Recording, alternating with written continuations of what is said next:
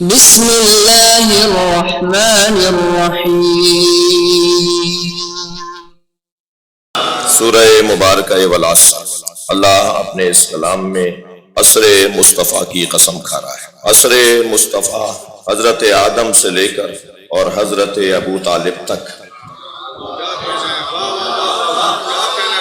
ہر حجت خدا نے سجایا ہے۔ جتنے بھی اللہ کی حجتیں، جتنے بھی اللہ کے نبی، ولی یا انبیاء کے وصی گزرے، وہ سب عصر مصطفیٰ کو سجانے میں تھے، کسی طرح یہ زمانہ سج جائے۔ عزیزان گرامی، یہیں ایک جملہ ہدیہ کر رہا ہوں کہ حضرت ابو طالب کا کلمہ ڈھونڈنے والوں سے کہیں کہ حضرت ابو طالب اپنے زمانے میں حجت خدا تھے۔ صلوات پڑھیں محمد و آل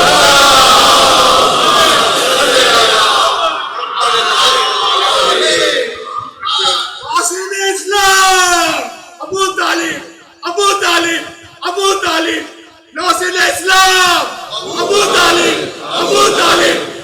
طالب، ناصر اسلام ابو طالب، ابو طالب، ابو طالب، نعرہ حیدری، حیدری، نعرہ صلوات۔ اللہم صلی علی محمد۔ حضرت ابراہیم نے سب سے زیادہ اپنی اولاد، اور وہ اولاد جس میں انہیں معلوم تھا کہ اللہ نے نبوت اور امامت کو قرار دینا ہے، ان کا خیال کیا، انہیں یاد کیا، ان کے لیے دعائیں کیں، اور بارگاہ پروردگار میں ان کی محبت کا اظہار کرتے ہوئے ان کی نبوت اور امامت کا اعلان کیا۔ یہ اعلان نبوت سرکار دو جہاں حضرت ابراہیم کر چکے تھے، اعلان امامت مولا کائنات حضرت ابراہیم کر چکے تھے۔ وہ اور بات ہے کہ شعور بشر کو وہاں تک پہنچنے میں وقت لگا، ورنہ یہ داغ بیل، یہ بنیادیں حضرت ابراہیم کی ڈالی ہوئی ہیں۔ یہ زمانہ اس لیے مضبوط رہے گا، یہ زمانہ اس لیے باقی رہے گا کہ اس زمانے کی یعنی عصر مصطفیٰ کی بقا کی دعا خود حضرت ابراہیم نے کی ہے۔ ربنا فاجعل افئدۃ من الناس تہوی الیہم، خاص دعا فرمائی حضرت ابراہیم نے حضرت اسماعیل کو گود میں لے کر کہ یا اللہ لوگوں کے دلوں کو میری اس اولاد کی طرف موڑ دے۔ اور یہ وہی دعا ہے قرآنی دعا، یہ وہی قرآنی دعا ہے جو نبی مکرم نے پہلی مرتبہ امام حسین کو گود میں لے کر پڑھی۔ ربنا فاجعل افئدۃ من الناس تہوی الیہم، یا اللہ لوگوں کے دلوں کو میرے حسین کی طرف موڑ دے۔ آج اگر ساری دنیا میں امام حسین کا ذکر ہو رہا ہے تو یہ نبی کی دعا کی قبولیت ہے۔ صلوات پڑھیں محمد و آل محمد۔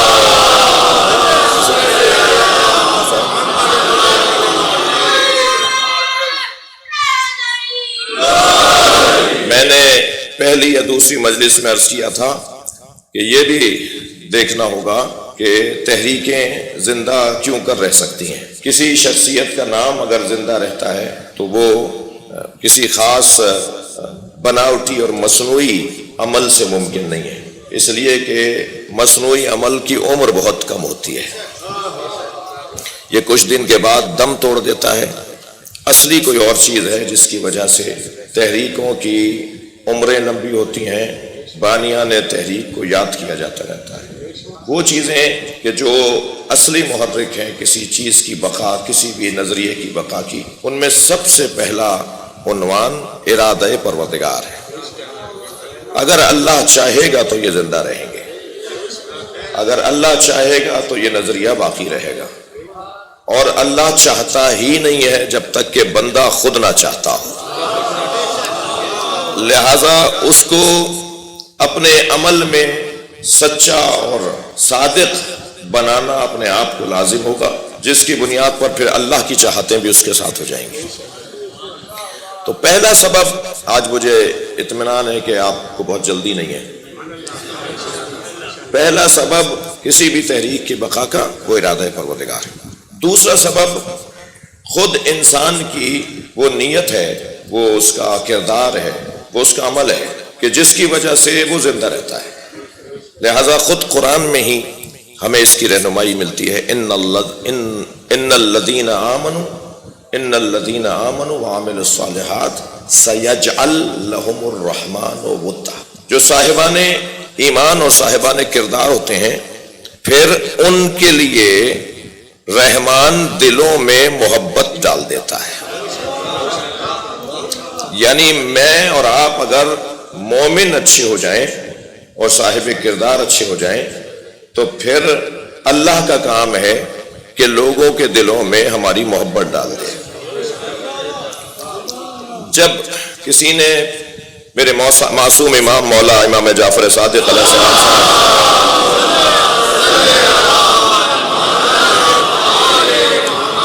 دریافت کیا کہ جتنی دشمنی، جتنی عداوت مولا کائنات سے رکھی گئی، اتنی اگر کسی اور سے رکھی جاتی تو خاندان کا نام و نشان بھی مٹ جاتا، کوئی ڈھونڈنے سے بھی اسے نہ پاتا. یہ کیا سبب ہے کہ حکومتوں کے بجٹ، خزانوں کی خزانے، تجوریاں کی تجوریاں، مال منال، فوجیں، سپاہی، حکومتیں، ریاستیں جس کا نام مٹانے کے لیے متفق تھیں، اس کا نام نبی کے اصحاب میں سب سے زیادہ چلا.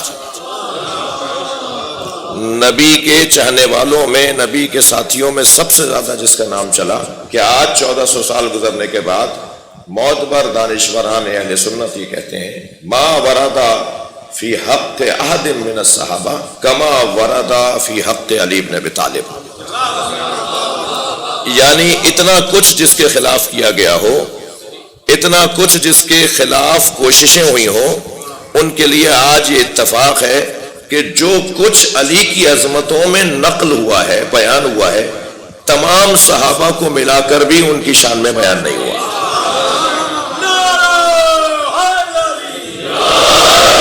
اتنا اہتمام ہونے کے بعد اور اتنا نام باقی رہ جائے. میرے معصوم امام سے سوال ہوا کہ اس کے پیچھے حکمت کیا ہے، تو امام نے قرآن کی آیت تلاوت فرمائی، ان الذین آمنوا وعملوا الصالحات سیجعل لهم الرحمن ودا. جو صاحبان ایمان ہوتے ہیں اور صاحبان کردار ہوتے ہیں، ان کے لیے رحمان دلوں میں محبت ڈالتا ہے. ساری دنیا بھی اگر ایک طرف ہو جائے تب بھی وہی کہ جس نے دشمنی کی ہوگی وہ آگے بڑھ کے کہے گا کہ جتنا میں علی کو چاہتا ہوں شاید ہی کوئی چاہتا ہو. مولا علی کی شہادت، مولا علی کی شہادت کے بعد توجہ چاہوں گا، مولا علی کی شہادت کے بعد حضرت ابن عباس کا سامنا ہوا عمرو عاص سے، اور آپ کو معلوم ہے، وقت نہیں لگاؤں گا کہ عمرو عاص کیا تھا. تو مولا ابن عباس مولا کے خاص شاگرد، مولا سے علم تفسیر سیکھنے والے، علم ادب سیکھنے والے. تو ابن عباس کو دیکھ کر کہا کہ علی کے بغیر کیسا لگتا ہے؟ تو ابن عباس کی آنکھوں میں آنسو آ گئے. تو کہنے لگا کہ ذرا کچھ رکو. اپنے سرائے میں یا جہاں قیام تھا وہاں گیا اور ایک صندوق سے ایک کاغذ نکال کر لایا، ایک تحریر نکال کے لایا. اب کھال پہ یا کاغذ پر غرض نہیں ہے، ایک تحریر نکال کے لایا اور پورا قصیدہ مولا کی شان میں اس نے پڑھ کر سنایا اور کہا کہ علی کی شہادت پر میں بہت رویا اور یہ سوچ کر رویا کہ ہم نے کیسے انسان کو تکلیفیں پہنچائیں، ہم نے کتنے بڑے انسان کو اذیتیں پہنچائیں. اور میں نے پھر یہ علی کی شان میں قصیدہ کہا ہے. اور اس قصیدے کا موسیٰ کاظم بھائی، اس قصیدے کا مطلع کا مصرع ہے جو عربی زبان کا محاورہ بن گیا. عربی زبان میں ایک محاورہ ہے، وہ اس قصیدے کے مطلع کا مصرع ہے، الفضل ما شہادت، الفضل ما شہدت بہ الاعداء. فضیلت تو ہے ہی وہ جس کا اقرار دشمن کرے. صلوات پڑھیں محمد و آل محمد.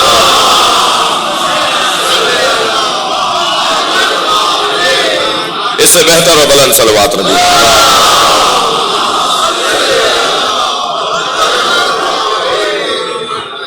تو اگر خلوص نیت، عمل صالح اور ایمان اور عقیدہ مضبوط ہو تو پھر چھوڑ دیں اپنا کام اللہ کے حوالے. کر دیں اللہ کے حوالے، وہ خود اہتمام کرے گا، وہ خود ہی انتظام کرے گا۔ وہ لوگ میوزیموں میں بھی نہیں ملتے جن کے ہاں ایمان نہ ہو اور جن کے ہاں سچائی نہ ہو، اور وہ لوگ دماغوں پر حاکم رہتے ہیں جو مومن نہیں کل ایمان ہو اور عمل صالح انجام دینے والا نہ ہو، بلکہ اس کی ایک ضربت ثقلین کی عبادت پر غالب ہو۔ پھر اللہ اہتمام کرے گا کہ وہ دلوں پر حاکم ہو۔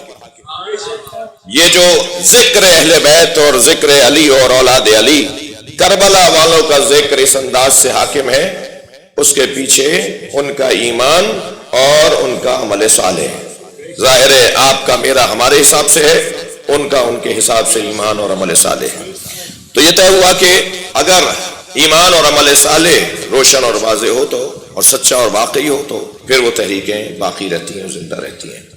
عزیزان گرامی، آج اس خطے کی ایک تاریخ ہے، ایک یادگار تاریخ ہے، اور اس میں سبھی نے مل کر اپنا کردار ادا کیا ہے۔ میں آج کی نسبت کو اپنے مضمون سے یوں جوڑوں گا کہ تحریکیں تو تاریخ بشریت میں بہت آئیں، مگر وہ تحریکیں کامیاب بھی رہیں اور جاری بھی رہیں جن تحریکوں میں دو باتوں کا خیال رکھا گیا، ایک اصلاح فکر اور ایک اصلاح معاشرہ۔ اصلاح فکر، فکری اصلاح، نظریاتی اصلاح، اور ایک معاشرے کی اصلاح۔ تاریخ بشریت میں سب سے کامیاب تحریک اگر کوئی ہے تو وہ خود سرکار دو جہاں حضرت محمد مصطفیٰ صلی اللہ علیہ وسلم کی تحریک ہے، جس تحریک کا نعرہ، جس تحریک کا پہلا نعرہ، جس تحریک کا آغاز جس نعرے سے ہوا، وہ نعرہ ہے قولوا لا الہ الا اللہ۔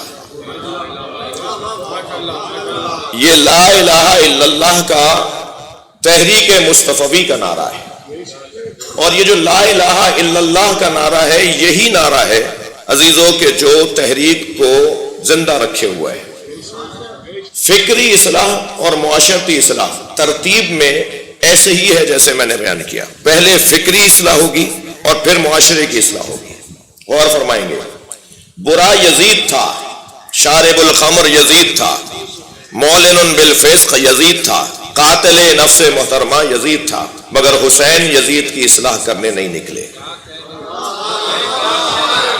ساری برائیاں یزید میں تھیں، مگر حسین ابن علی نے یزید کی اصلاح کا نہ صرف بولا نہیں، سوچا بھی نہیں۔ اس لیے کہ اگر یزید کی اصلاح کر دی جائے گی تو کیونکہ فکری اصلاح نہیں ہوئی ہے، کوئی اور یزید آ کر بیٹھ جائے گا، اور یہ یزیدوں کا سلسلہ جاری رہے گا۔ لہذا معاشرے کی فکری اصلاح کر دی جائے تو مجھے کسی یزید کو ہٹانے کی ضرورت نہیں پڑے گی، خود سماج یزیدوں سے نفرت کرنے لگے گا۔ صلوات پڑھے ذرا محمد وآلہ۔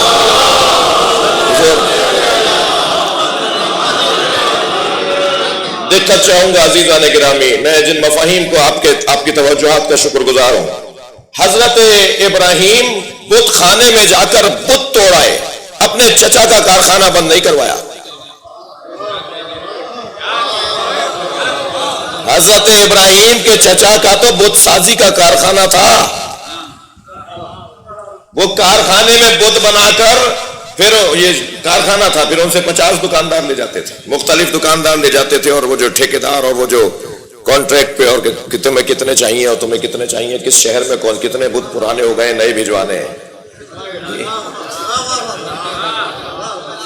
تو حضرت ابراہیم تو بت سازی کا کارخانہ رکھتے، چچا ان کے بت سازی کا کارخانہ رکھتے تھے۔ حضرت ابراہیم بت سازی کے کارخانے کو جا کر بند نہیں کروا رہے، بت خانے میں جا کے بت توڑ رہے ہیں۔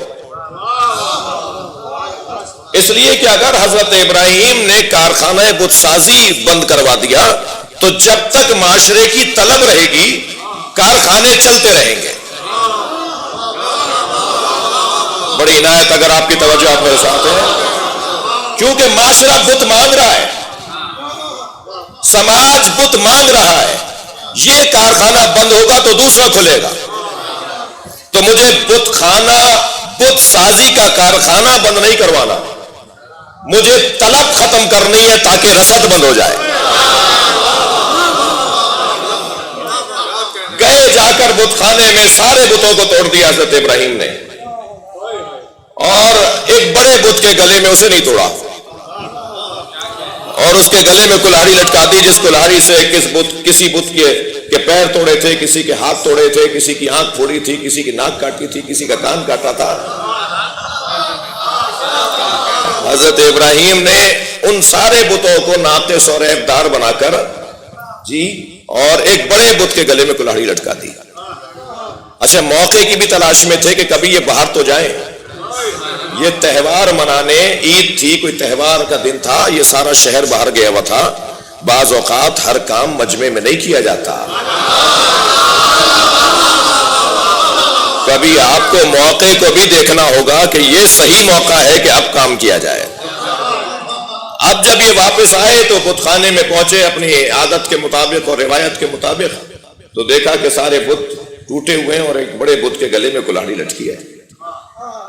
تو آپس میں سبھی کہنے لگے کہ ہو نہ ہو فتن، یہ اس جوان کا کام ہے، یقال لہو ابراہیم، جسے ابراہیم کہا جاتا ہے۔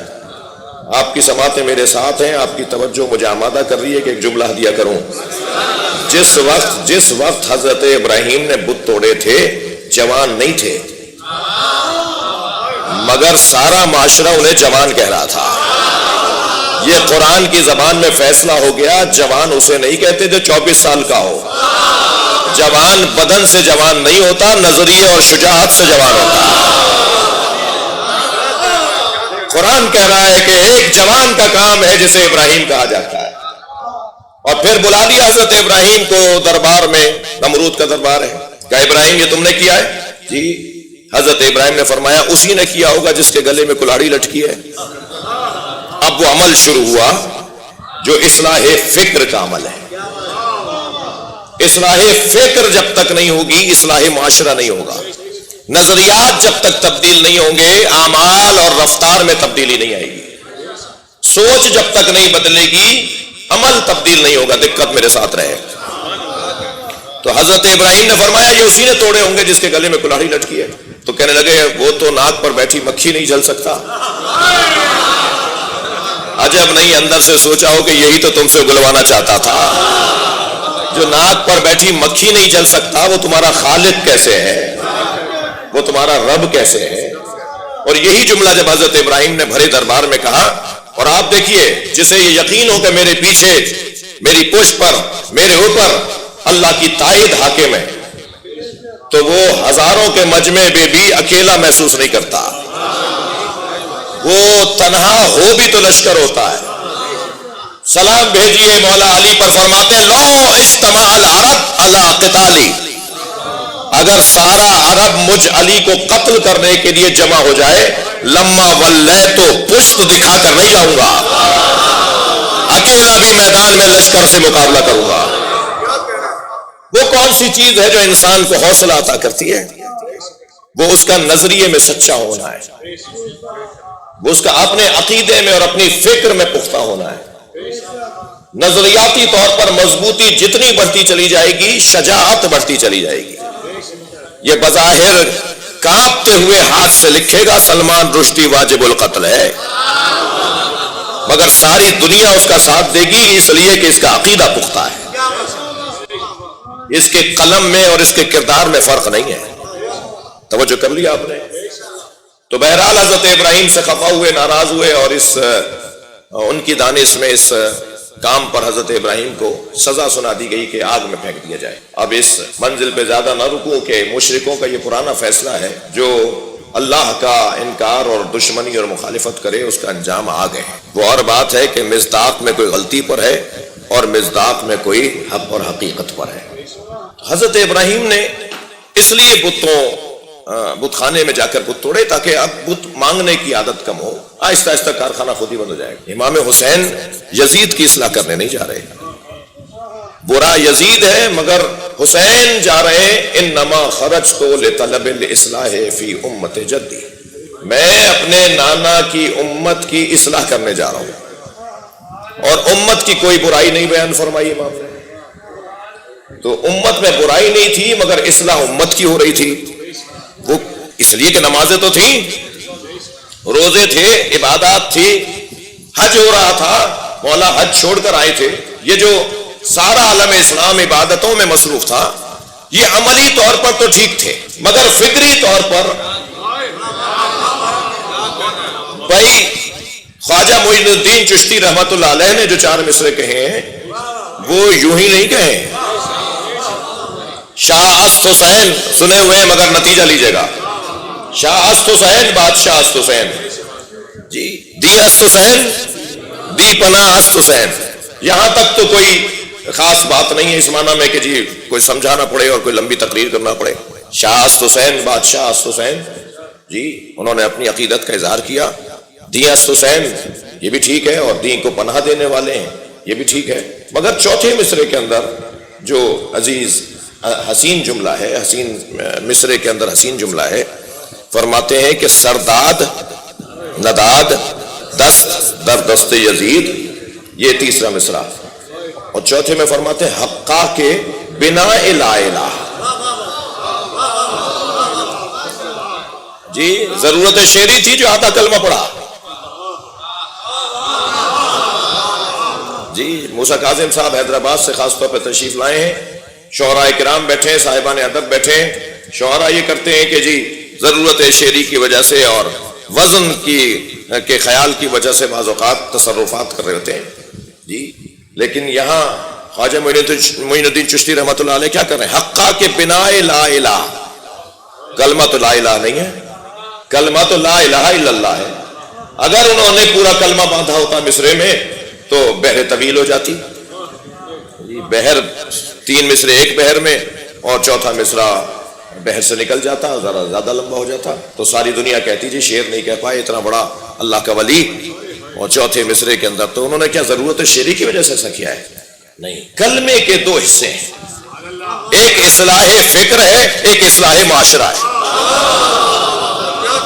بھائی دقت بڑھائے یہ جو میں آپ سے باتیں کر رہا ہوں یہ کچھ ابھی آ نہیں رہی ہیں، ان پہ کام کیا گیا ہے. ایک صلوات پڑھے ذرا محمد و آل محمد.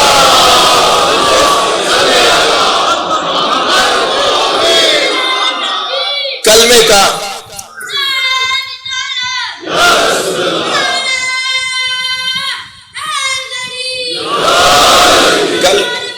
صلوات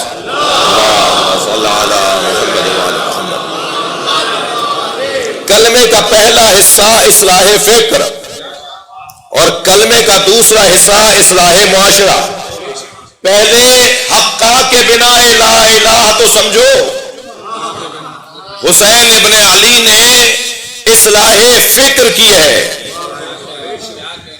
اصلاح فکر ہو جائے پھر الا اللہ کا مطلب روشن ہوگا. لہذا علامہ اقبال نے ایک اور مرحلے پر کہا نقش سطر عنوان نجات مان عشق. علامہ اقبال کہتے ہیں سطر عنوان نجات مان عشق نقش الا اللہ بر صحرا نوشت.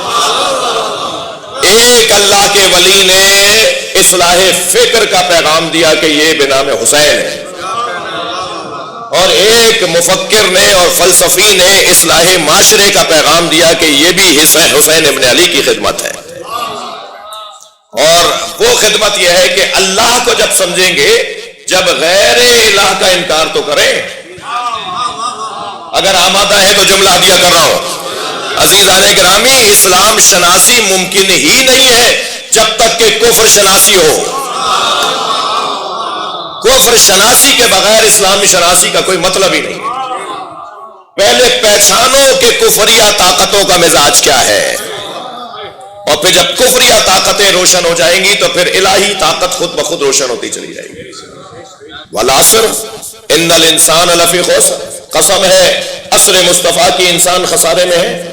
انسان جن بنیادی اصولوں سے خسارے سے بچے گا، وہ بنیادی اصول، میں اپنے مضمون پر ہوں، وہ بنیادی اصول جن سے انسان خسارے سے بچ سکتا ہے، اس میں عزیزان گرامی پہلا بنیادی اصل اصول شعور کا بلند ہونا ہے.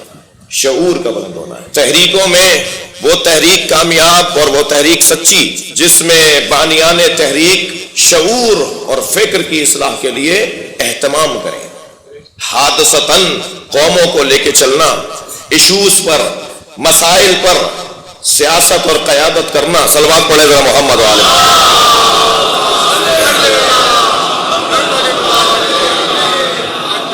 یہ کوئی ہنر نہیں ہے، یہ کوئی ہنر نہیں ہے. ایک مسئلہ، ایک واقعہ، ایک حادثہ، ایک سانحہ، اور اس کی بنیاد پر شخصیات بیٹھیں اور ایک فیصلہ لیا اور اس کو کا مقابلہ کرنے میں 3 سال لگ گئے اور کہا جی قوم کی بڑی خدمت کی. میں ان کے لیے بھی دعا گو ہوں، اور ہم میں سے اکثر کا حال بھی یہی ہے جی. کوئی ایشو، کوئی مسئلہ، کوئی سانحہ، کوئی واقعہ پیش آتا ہے، اس کے بعد شخصیات جمع ہوتی ہیں اور پھر رائے قائم کرتی ہیں اور پھر تقسیم کار کر کے اس کے اصلاح کے لیے کوشش کرتی ہیں، اور بہرحال بالآخر وہ 2-3 سال کے بعد، سال بھر بعد اس کی اصلاح ہو جاتی ہے اور کہا جاتا ہے جی بڑی خدمت انجام دی. یقیناً خدمت ہے، مگر اگر میں یوں کہہ دوں کہ آپ کو شخصیت جملہ، آپ کو تنقیدی جملہ ہے، میرے ذہن میں یہ ساری قائدین موجود ہیں جن کی میں نے آپ سے فاتحہ پڑھوائی ہے جی.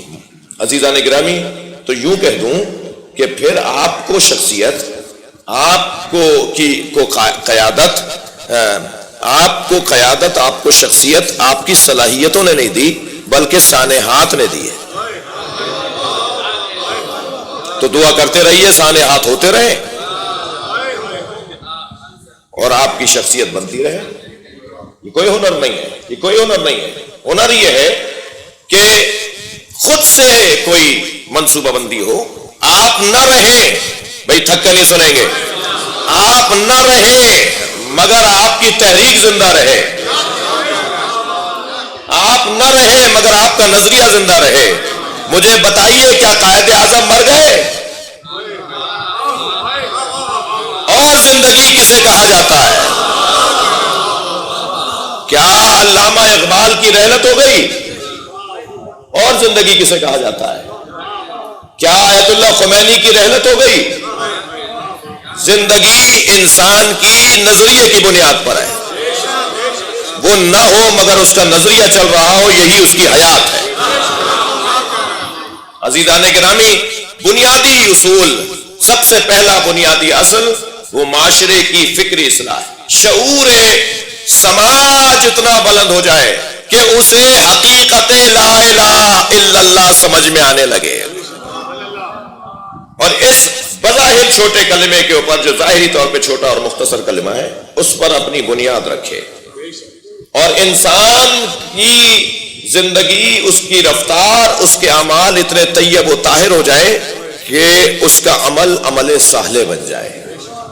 معاشرہ اتنا باشعور ہو جائے، دقت چاہوں گا، میں تھوڑی خشک باتیں کر رہا ہوں آج.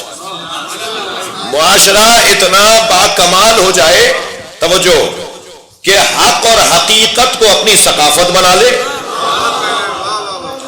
اور وصیت اور نصیحت کی عادت ڈال دے. تب جا کر ایک معاشرہ مثالی اور اچھا معاشرہ کہلائے گا. دیکھیں، فکری تحریکیں بھی تاریخ بشریت میں بہت آئیں، بہت چلیں، بہت رہیں، اور عملی طور پر بھی اس فکر کی بنیاد پر کام کیا گیا.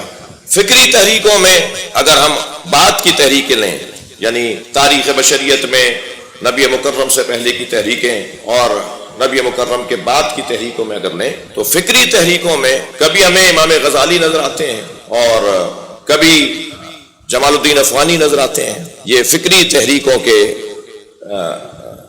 بڑے اور مشہور نام ہیں. کبھی ہماری صدی میں آیت اللہ خمینی نظر آتے ہیں، اور ان سے پہلے ہمارے اس خطے کے اندر علامہ اقبال نظر آتے ہیں. یا علامہ اقبال، امام غزالی، جمال الدین افغانی، آیت اللہ خمینی، یہ شخصیات وہ ہیں جو فکری تحریکوں کے بانی ہیں.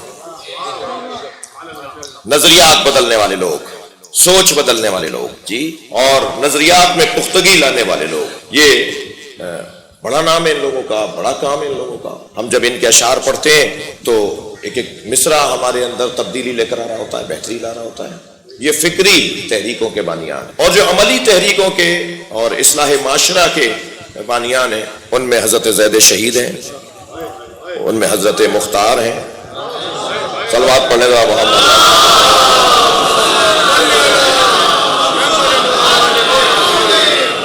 حضرت حسین شہید فخر ہے اور ہمارے دور میں قائد اعظم محمد علی جناح ہے. یہ اصلاح معاشرہ کے قائدین اور محرکین میں سے ہیں. بظاہر یہ اپنی جان قربان کر دیتے ہیں اور ایسے جان قربان کرتے ہیں کہ ان کی لاش کئی کئی مہینے تک اس شہر کے چوک پر لٹکی رہتی ہے.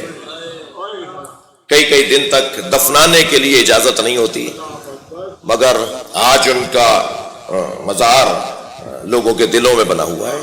یعنی شان سے ان کے مزارات ہیں، پوری دنیا ان کی زیارت کے لیے جا رہی ہوتی ہے، اور وہ زندہ ہیں، وہ موجود ہیں.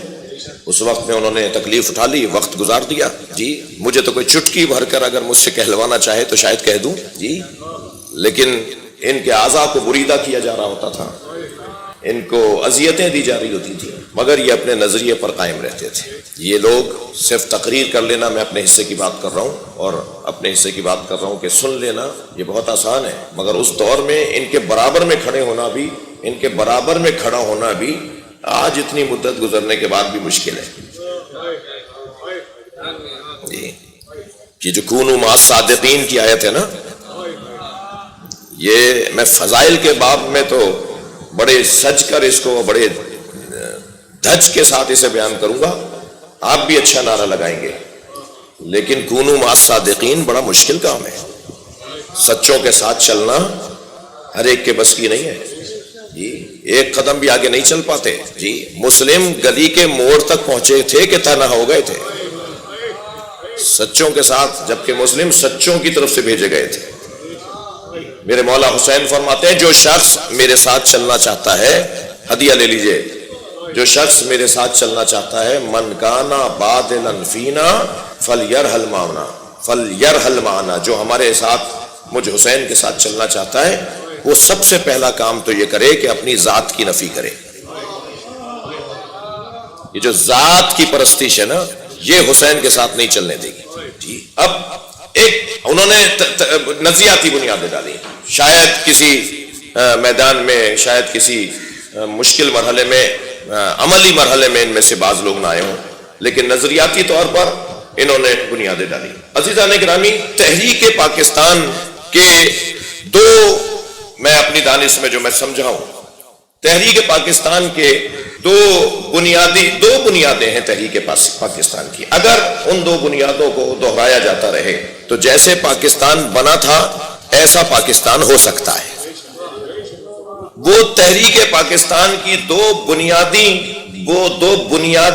اور بنیادی باتیں اور دو بنیادیں کیا تھیں؟ پہلا عنوان پاکستان بنانے کے لیے جو قائدین نے رکھا وہ تھا مسلمانوں میں ان کے حقوق کا شعور. تھوڑا برداشت کر لیجئے آج مجھے. مسلمانوں میں ان کے حقوق کا شعور. اگر مجھے پتہ ہی نہ ہو کہ میرا حق کیا ہے تو میں اس کے حاصل کرنے کے لیے کوشش کیوں کروں گا؟ پہلے تو شہریوں کو، وطنیوں کو یہ شعور دیا جائے کہ تمہارے حقوق کیا ہیں. اب وہ حقوق تمہارے مملکت کی حد پر تمہارے سلب کیے جا رہے ہوں یا عالمی منظرنامے میں تمہارے حقوق کو سلب کیا جا رہا ہو، جب تک مجھے اپنے حقوق کا نہیں پتا ہوگا.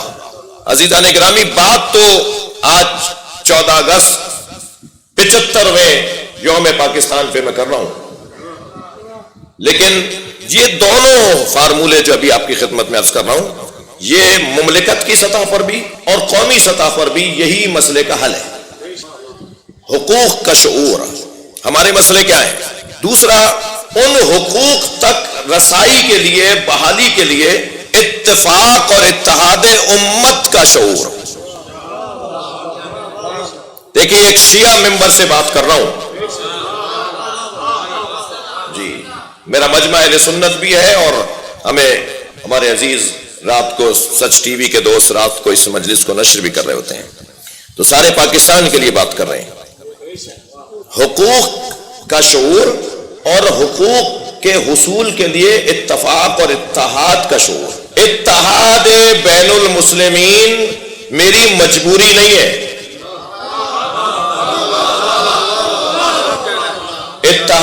بین المسلمین ہماری مجبوری نہیں ہے، اتحاد بین المسلمین مسلمانوں کی ضرورت ہے۔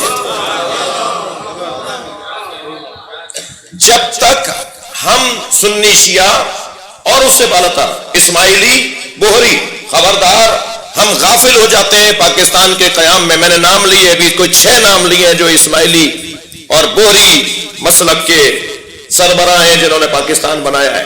قائد اعظم مسلم لیگ کے رہنماؤں میں 32ویں رہنما تھے۔ ترتیب میں مسلمانوں کے حقوق کی جدوجہد میں قائد اعظم محمد علی جناح رحمۃ اللہ علیہ پہلے قائد اور رہنما نہیں تھے۔ مسلم لیگ کی بنیاد ایک اسماعیلی رہنما نے ڈالی ہے، ایک شش امامی شیعہ مسلم رہنما نے ڈالی ہے۔ آپ انکار نہیں کر پائیں گے، مدتوں تک کربلا کا تولیت اور کربلا کی متولی اسماعیلی رہے۔ اس خطے کے اندر جو اسماعیلیوں کی خدمات ہیں انہیں نظر انداز نہیں کیا جا سکتا۔ وہ علمی اختلاف تو کیا آپ میں آپ کے بھائی سے نہیں ہے؟ وہ نظریاتی اختلاف کیا بھائی بھائیوں میں نہیں ہے؟ تو کیا نظریاتی اختلافات کی بنیاد پہ نفرتوں کو جنم دیں، یا جنہوں نے احسان کیا ہے ان کے احسانوں کو بھلا دیں؟ 32ویں میں پڑھ کر آیا ہوں اور اطمینان سے بات کر رہا ہوں۔ قائد اعظم محمد علی جناح مسلم لیگ کے رہنماؤں میں 32ویں رہنما ہیں۔ 1935 میں شامل ہوئے ہیں مسلم لیگ میں۔ پاکستان بننے سے کوئی 12 سال پہلے مسلم لیگ کے رہنما بنے، اور مسلم لیگ بنی ہے 1800 کچھ میں۔ صلوات پڑھے ذرا محمد و آل محمد۔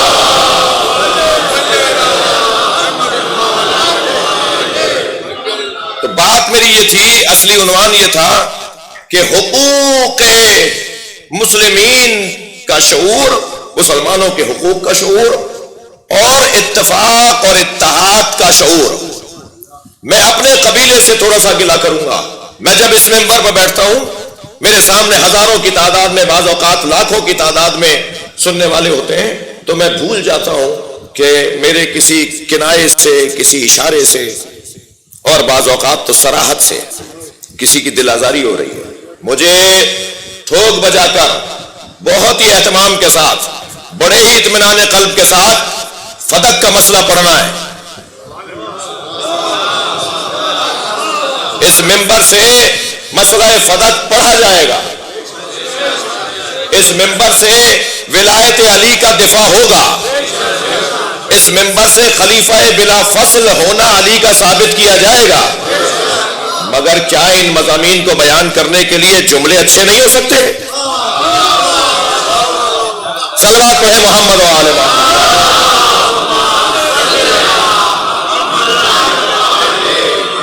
اس سے بہتر و بلند صلوات ہوئے۔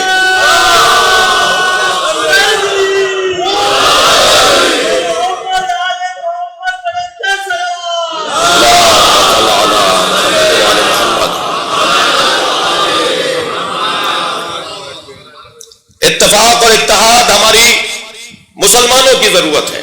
امت واحدہ قرار دیا ہے اللہ نے ہمیں۔ من قال لا الہ الا اللہ محمد الرسول اللہ وهو مسلم، جس نے بھی لا الہ الا اللہ محمد الرسول اللہ کہہ دیا وہ مسلمان ہے۔ کچھ لوگ مسلسل ٹی وی چینلز پہ بیٹھ کے، آج بھی ایک سرکاری ٹی وی چینل پہ، ہمارے سرکاری ٹی وی چینل پر بیٹھ کر ایک صاحب نے انتہا درجے کی توہین کی ہے، اور کرتے ہیں وہ اکثر۔ میں انہیں سنتے ہوئے کچھ دیر کے لیے تو کچھ سوچ رہا تھا، مگر پھر مولا ہی نے خیال ڈالا، اور خیال یہ ڈالا کہ ان کی عمریں لمبی نہیں ہے۔ میری مراد عمر ظاہری نہیں ہے، وہ تو اللہ کے ہاتھ میں کون کتنا زندہ رہے، اور ویسے ہی ظالموں کی ڈور لمبی ہوتی ہے،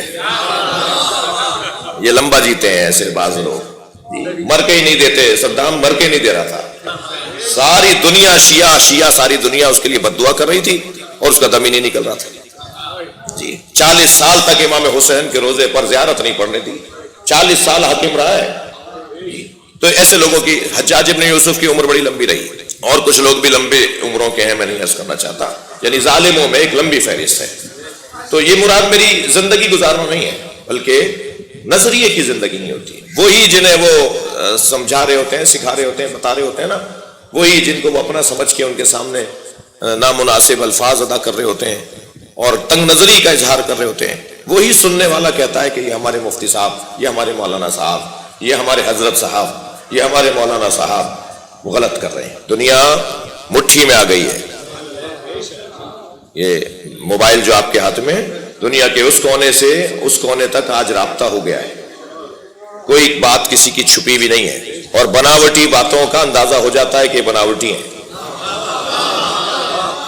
اور جو دل سے آواز اٹھ رہی ہوتی ہے اس کا بھی اندازہ ہو جاتا ہے۔ یہ انسان کا بظاہر ایک بالش کا چہرہ پوری مملکت بدنیہ کا ترجمان ہے، یہ بتا دیتا ہے کہ اندر کیا ہے اور باہر کیا ہے۔ لہذا تنگ نظریاں، گھٹن، فرقواریت، نفرتوں کا پھیلانا، اس انداز کی عمر لمبی نہیں ہے۔ بہت جلد ان کی بات سنی جائے گی اور سنی جا رہی ہے جو وسعت قلبی کا مظاہرہ کریں گے، جو سعہ صدر کا مظاہرہ کریں گے، جو علی مولا کے شیعہ ہونے کا ثبوت فراہم کریں گے۔ اور علی مولا نے کیا پیغام دیا؟ کیا آپ اور میں مولا علی سے زیادہ معاذ اللہ دکھی ہیں؟ مگر اتفاق اور اتحاد کا بانی خود مولا علی کی ذات ہے۔ کسی نے آ کر کہا ہو یا نہ کہا ہو، لیکن جس علی نے دروازہ گرتے ہوئے دیکھا، دروازہ جلتے ہوئے دیکھا،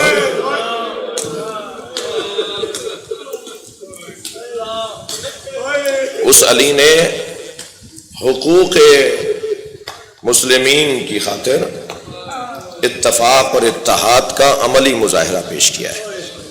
بس ہمیں اسی کی پیروی کرنی ہے، اپنے نظریے سے اور عقیدے سے ایک انچ پیچھے نہیں ہٹیں، اور اس بات پر ہمیں یقین رکھنا ہوگا کہ حقوق جب بحال ہوں گے جب ہم میں اتفاق اور اتحاد ہو۔ ممکن ہے مگر اس کے اوپر بھی مفصل گفتگو کی ضرورت ہے کہ کیسے ممکن ہے۔ آج 5 محرم ہے، شعور فکری کو بلند کرنے کا کام مولا حسن نے کیا اور اصلاح معاشرہ کا کام امام حسین نے کیا۔ دو ہی باتیں ہیں نا، شعور بلند کرنا اور معاشرے کی اصلاح کرنا۔ امام حسن نے صلح کر کے امت کو متوجہ کیا کہ تمہیں بیماری کیا ہے، تشخیص مرض کا کام اور علاج مرض کا کام، یہ دو مختلف طبیب کرتے ہیں۔ تشخیص مرض کا کام ایک طبیب کرتا ہے جو ٹیسٹ لکھ کے دیتا ہے، یہ طے کرتا ہے کہ بدن میں کیا کم ہے، کیا زیادہ ہے، کیا اعتدال سے باہر ہے اور کس چیز کو معتدل کرنا ہے۔ اور پھر دوسرا ڈاکٹر ہوتا ہے جو دوا تجویز کرتا ہے۔ امت کو کیا بیماری تھی وہ امام حسن نے تشخیص دے کر بتایا، امت کو غفلت کی بیماری ہے، اور یہ غفلت کی بیماری اتنی پختہ ہو گئی ہے کہ دوا سے علاج نہیں ہوگا، اس کے لیے آپریشن کرنا ہوگا، اس کے لیے جراحت کرنا ہوگی۔ لہذا علاج مرض کا کام امام حسین نے کیا۔ کربلا اسلامی نہیں انسانی معاشرے کی اصلاح کا شفا خانہ ہے، اور مرض چونکہ بہت پختہ ہو گیا تھا اس لیے طبیب نے خود کو قربان کر دیا کہ مرض کی شناخت رہے، اور جب کبھی یہ مرض منڈلانے لگے تو اسے یاد کر کے علاج بھی کر لیا جائے۔ تو آج بھی اگر ہم ذکر امام حسین میں بیٹھے ہیں تو اس کا ایک سبب یہ ہے کہ ہم مرض کا علاج جانتے ہیں۔ پلٹیے کچھ دیر کے لیے کربلا کی طرف۔ عزادارو، میرے مولا نے کربلا خوب سجائی ہے، بچپن کے دوستوں کو بھی بلایا ہے، اصحاب کو بھی جمع کیا ہے، فقہا اور مجتہدین کو بھی جمع کیا ہے۔ امام نے ڈھونڈ ڈھونڈ کر اس فہرست کو مکمل کیا جو فہرست نبی مکرم نے امام حسین کو دی تھی کہ کربلا میں تمہارے ساتھ کون کون شہید ہوگا۔ حتیٰ کربلا میں آنے والی بیویوں، کربلا میں آنے والے بچوں کے نام بھی حسین کو پہلے سے پتا ہے۔ وہ 6 مہینے کا علی اصغر، وہ 11 سال کے قاسم، وہ کم سن و سال رکھنے والے اون و محمد، جب جناب ام سلمہ نے کہا تھا کربلا جاتے ہوئے، مدینہ سے رخصت ہوتے ہوئے، کہ حسین تمہارے نانا نے مجھے یہ شیشی دی تھی جس میں خاک ہے، انہوں نے مجھ سے کہا تھا کہ جب یہ خاک خون میں تبدیل ہو جائے تو سمجھنا میرا حسین مارا گیا ہے۔ تو مجھے اندازہ ہو رہا ہے کہ یہ وہی سفر ہے کہ تم جس سفر پہ جا کے لوٹو گے نہیں۔ تو امام نے فرمایا نانی یہ وہی سفر ہے، میں واپس نہیں آؤں گا۔ آپ کی آوازیں بلند ہیں۔ ہم پاکستان میں پنجاب اور سندھ کے مومنین بھی تشریف فرما ہے، اگر ہمارا کوئی عزیز کراچی میں مر جائے تو ہم میت اپنے گاؤں لے کر جاتے ہیں، وطن میں دفنائیں گے۔ سلام ہو حسین ابن علی پر، بہن بھائی کا لاشا چھوڑ کر آ گئی، اجرکم اللہ اجرکم اللہ۔ فرمایا نانی یہ وہی سفر ہے جس سفر سے میں لوٹوں گا نہیں۔ تو پھر 2 قدم آگے بڑھ کے کہا پھر زینب کو چھوڑ جاؤ۔ تو امام نے فرمایا زینب کے بغیر تو میری قربانی مکمل نہیں ہوتی۔ حدیث عشق 2 بابست، کربلا و دمشق، یکے حسین رقم کرد دیگرے زینب۔ یہ تو مکمل ہی جب ہوگا کہ جب حسین کے ساتھ زینب بھی ہو، اور زینب بھی بی بی اکیلی نہیں ہے، اس لیے کہ عورتوں اور خواتین پر جہاد ساقط ہے۔ وہ جو کوفے کے دربار میں خطبہ دیں گی وہ زینب کا میدان ہی علیحدہ ہے، وہ جو شام کے دربار میں خطبہ دیں گی وہ سیدہ زینب کا میدان ہی علیحدہ ہے، مگر کربلا کے میدان میں زینب کی طرف سے کون ہوگا؟ لہذا 2 بیٹوں کو بھی لے کر آئی ہیں۔ اجرکم اللہ اجرکم اللہ، آمادہ ہیں رونے کے لیے۔ شب عاشور جب امام حسین خیموں کے درمیان سے گزر رہے تھے تو ہر خیمے میں بیٹھی ماں اپنے بچے سے بات کر رہی تھی۔ ایک ماں تھی جو علی اکبر سے کہہ رہی تھی کل سب سے پہلے تم جاؤ گے۔ امام نے کچھ اور گفتگو سنی، آگے بڑھے، میں مختصر کر رہا ہوں۔ تو ایک خیمے میں ایک ماں جھولا جھلا رہی تھی اور یہ کہہ رہی تھی تم تو گھٹنیوں بھی نہیں چل پاتے، میرے لال تم میدان میں کیسے جاؤ گے؟ حسین کی آنکھوں میں آنسو آ گئے۔ فرمایا رباب تیری قربانی تو سب سے آگے ہوگی۔ کچھ اور آگے بڑھے تو ایک بیوہ ایک یتیم سے کہہ رہی تھی قاسم دیکھو میں غیر خاندان کی ہوں، کہیں میری تربیت پر سوال نہ اٹھے کہ ماں نے تربیت کیسی کی ہوگی۔ امام نے فرمایا بھابھی ام فروا آپ کی قربانی کی انفرادیت ہے۔ کچھ اور آگے بڑھے تو ایک ماں 2 بچوں کو لیے بیٹھی ہے، تکلف نہیں کریں عزاداروں، 5 محرم ہے۔ ایک ماں 2 بچوں کو لیے بیٹھی ہے، اون اور محمد۔ اون و محمد، دیکھو کل ایسا نہ ہو کہ علی اکبر شہید ہو جائے اور تم زندہ رہ جاؤ۔ ماموں پر قربان ہونے کے لیے پیش قدم رہنا۔ اور پھر جب روز عاشور نمودار ہوئی، سورج نکلا، میدان شہادت گرم ہوا، پہلے اصحاب نے قربانیاں دی، حبیب عباس کو جانے نہیں دیتے تھے۔ اون و محمد کیسے جائیں، علی اکبر کیسے جائیں؟ ابھی جانثار زندہ ہیں۔ امام کے سارے جانثار جب قربان ہو گئے تو پھر مرحلہ آیا اہل بیت کا،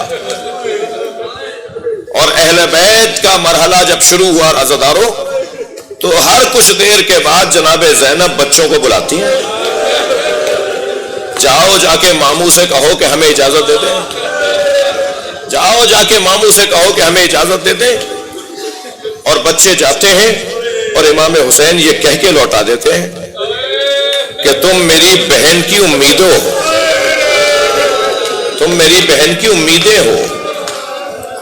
اب ایک ایسا مرحلہ آیا کہ جناب زینب امام حسین کے سامنے آ کے کھڑی ہو گئی اور فرمانے لگی، کل قیامت میں اماں زہرا اگر مجھ سے پوچھنے لگی زینب تمہارے بچے زندہ رہے،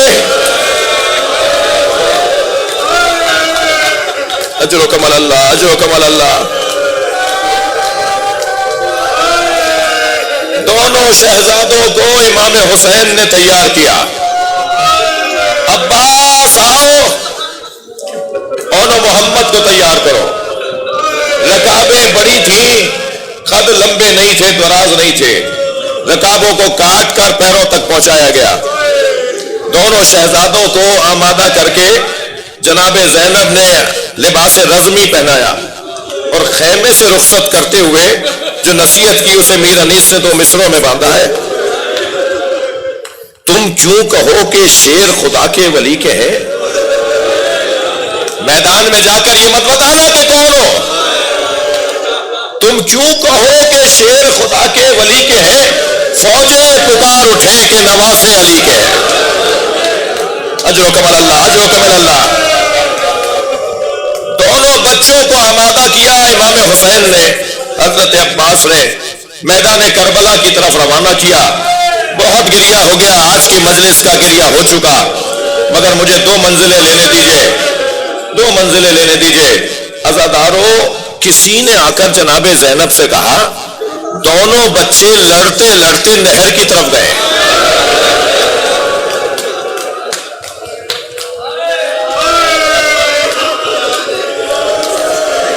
فرمایا اماں عباس کو بلاؤ۔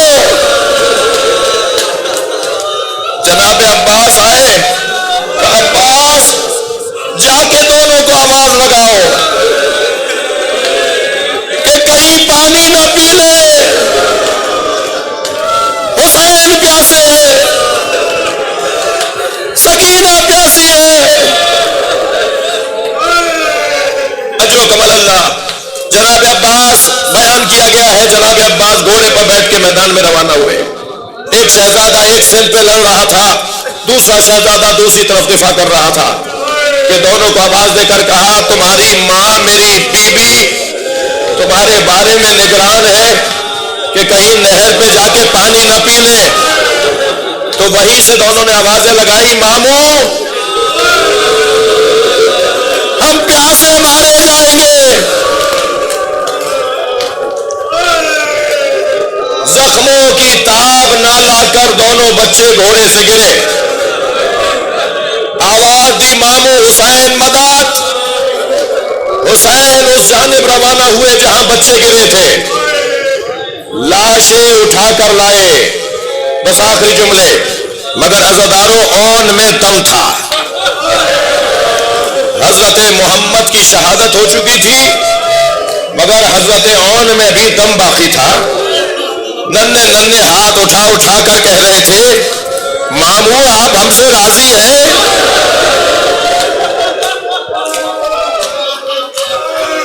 اجر و کمال اللہ، تھکیں گے نہیں عزاداروں۔ جب بھی امام حسین لاشا لاتے تھے تو اس شہید کی وارث بی بی، وہ ماں ہو، وہ زوجہ ہو، وہ بہن ہو، وہ آگے بڑھ کر امام حسین کا استقبال کرتی تھی۔ اب جب اون محمد کے بدن آئے ہیں تو زینب نظر نہیں آ رہی۔ امام نے آواز دی میری بہن کو تلاش کرو۔ زینب کبریٰ آئی تو فرمایا زینب اون میں دم ہے، تمہیں یاد کر رہا ہے۔ تو گئی ہے اس جگہ جہاں اون کا بدن تھا، اپنی آغوش میں لیا، بچے نے ماں کی گودی کی گرمی پائی۔ اجر و کمال اللہ، تھکے نہیں عزاداروں۔ ایک مرتبہ آنکھیں کھول دی اور دونوں ہاتھوں سے سلام کرتے ہوئے کہا حل وفیت امی، اے اماں ہم نے وفاداری کا حق ادا کر دیا. اماں جب مدینے جائیے گا بابا کو سلام کہہ دیجیے گا.